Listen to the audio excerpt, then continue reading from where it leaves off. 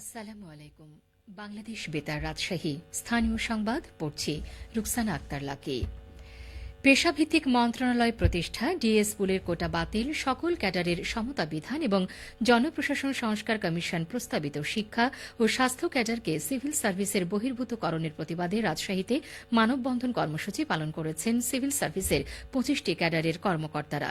আজ বেলা ১১টা থেকে ঘণ্টাব্যাপী আন্তঃক্যাডার বৈষম্য নিরসন পরিষদের আহ্বানে রাজশাহী জিরো পয়েন্টের সামনে এই কর্মসূচি পালিত হয়। কয়েকদিন আগে জনপ্রশাসন সংস্কার কমিশন উপসচিব পুলে প্রশাসন ক্যাডারের জন্য ৫০% কোটা রেখে অন্যান্য ২৫টি ক্যাডারের জন্য ৫০% পরীক্ষার ভিত্তিতে নিয়োগ এবং শিক্ষা ও স্বাস্থ্য ক্যাডারকে সিভিল সার্ভিস হতে আলাদা করার সুপারিশ করে। আন্তঃক্যাডার বৈষম্য নিরসন পরিষদের সাথে কোন রকম আলোচনা ছাড়া এমন সিদ্ধান্তের প্রতিবাদ জানান বক্তারা। এদিকে নওগাঁয় আন্তঃক্যাডার বৈষম্য পরিষদের উদ্যোগে মানববন্ধন কর্মসূচি পালিত হয়েছে। আজ বেলা ১১টা থেকে শহরের মুক্তির মোড়ে প্রায় ঘণ্টাব্যাপী মানববন্ধন কর্মসূচি পালন করা হয়। এতে জেলার বিভিন্ন ক্যাডার সার্ভিসের সরকারি কর্মকর্তারা অংশ নেন। এ সময় বক্তারা বলেন, আন্তঃক্যাডার বৈষম্য নিরসন করে কার্যকর রাষ্ট্র ব্যবস্থা গড়তে বাংলাদেশ সিভিল সার্ভিসের আমূল পরিবর্তন দরকার। সিভিল সার্ভিসের কার্যকর সেবা নিশ্চিত করতে আন্তঃক্যাডার বৈষম্য নিরসনে তারা পেশাভিত্তিক মন্ত্রণালয়, ডিএস পুলের কোটা বাতিল ও সকল ক্যাডারের সমতা নিশ্চিত সহ ৩টি প্রস্তাব তুলে ধরেন। রাজশাহীতে সাংবাদিকদের আর্থিক সুরক্ষা ও করণীয় বিষয়ে মতবিনিময় সভা অনুষ্ঠিত হয়েছে। আজ সকালে রাজশাহী সার্কিট হাউস মিলনায়তনে যৌথভাবে এ সভার আয়োজন করে তথ্য মন্ত্রণালয়ের বাংলাদেশ সাংবাদিক কল্যাণ ট্রাস্ট ও রাজশাহী সাংবাদিক ইউনিয়ন। অনুষ্ঠানে প্রধান অতিথি ছিলেন বাংলাদেশ সাংবাদিক কল্যাণ ট্রাস্টের ব্যবস্থাপনা পরিচালক এম আবদুল্লাহ। রাজশাহী সাংবাদিক ইউনিয়নের সভাপতি আবুল আওয়ালের সভাপতিত্বে অনুষ্ঠানে বক্তব্য রাখেন অতিরিক্ত জেলা প্রশাসক শিক্ষা ও আইসিটি টুকটুক তালুকদার ও বাংলাদেশ ফেডারেশন সাংবাদিক ইউনিয়নের সহকারী মহাসচিব ড সাদিকুল ইসলাম স্বপন। অনুষ্ঠানে ২০২৪-২৫ অর্থ বছরের প্রথম কিস্তির অনুদানের চেক বিতরণ করা হয়। নাটোরে ভোটার তালিকা হালনাগাদ কর্মসূচি চলছে। এই কর্মসূচিতে ১ জানুয়ারি ২০০৭ বা তার আগে জন্মগ্রহণকারী ব্যক্তিরা ৩১ ডিসেম্বরের মধ্যে সংশ্লিষ্ট উপজেলা নির্বাচন অফিসে গিয়ে ভোটার হতে পারবেন। এই কর্মসূচি নিয়ে এখন শুনুন আমাদের নাটোর জেলা সংবাদদাতার একটি প্রতিবেদন। নাটোরে ভোটার তালিকা হালনাগাদ কর্মসূচি চলছে। এই কর্মসূচিতে ১ জানুয়ারি ২০০৭ বা তার আগে জন্মগ্রহণকারী ব্যক্তিরা ৩১ ডিসেম্বরের মধ্যে সংশ্লিষ্ট উপজেলা নির্বাচন অফিসে গিয়ে ভোটার হতে পারবেন। জেলা নির্বাচন অফিসার আব্দুল লতিফ শেখ জানান, গত ২০২২ সালে হালনাগাদ উপলক্ষে আমরা ৩ বছরের তথ্য সংগ্রহ করেছিলাম। সেই অনুযায়ী যাদের জন্ম তারিখ, সর্বশেষ জন্ম তারিখ ১ জানুয়ারি ২০০৭ ছিল, তাদের তালিকা আমরা ২রা জানুয়ারি ২০২৫ সালে খসড়া হিসেবে প্রকাশ করব। বিভিন্ন পৌরসভা, ইউনিয়ন পরিষদে, জনবহুল স্থানগুলোতে, আমাদের অফিসগুলোতে থাকবে।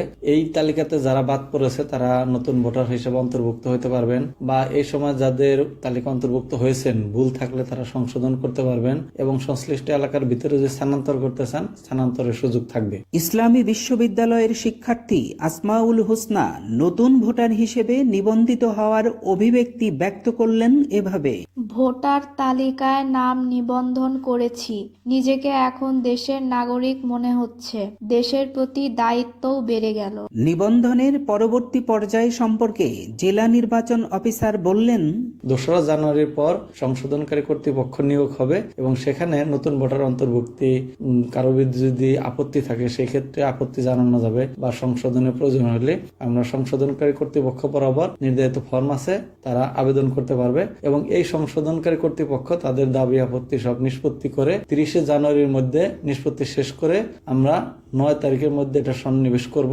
ফেব্রুয়ারির, এবং এটা ২রা মার্চ ২০২৫ সালে আমরা এটা হালনাগাদ ভোটার তালিকাটা চূড়ান্ত হিসেবে প্রকাশ করব আমাদের জাতীয় ভোটার দিবসে। এ পর্যন্ত জেলায় ভোটার নিবন্ধনকারী জনগোষ্ঠীর সংখ্যা ২০,৪৫৪ জন। তবে আগামী ৩১ ডিসেম্বর পর্যন্ত নিবন্ধনের এই সুযোগ থাকছে। ফারাজি আহমদ রফিক বাবন, নাটোর জেলার সংবাদদাতা, বাংলাদেশ বেতার, রাজশাহী। নাটোরে ভোটার তালিকা হালনাগাদ কর্মসূচি নিয়ে শুনছিলেন নাটোর জেলার সংবাদদাতার প্রতিবেদন। সিরাজগঞ্জে 5 শতাধিক অসহায় ও দরিদ্র শীতার্ত মানুষের মাঝে শীতবস্ত্র বিতরণ করা হয়েছে।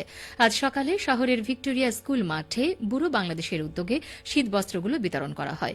শীতবস্ত্র বিতরণ অনুষ্ঠানে প্রধান অতিথি হিসেবে উপস্থিত ছিলেন সিরাজগঞ্জ সদর উপজেলা সহকারী কমিশনার আকিকুন নজমু।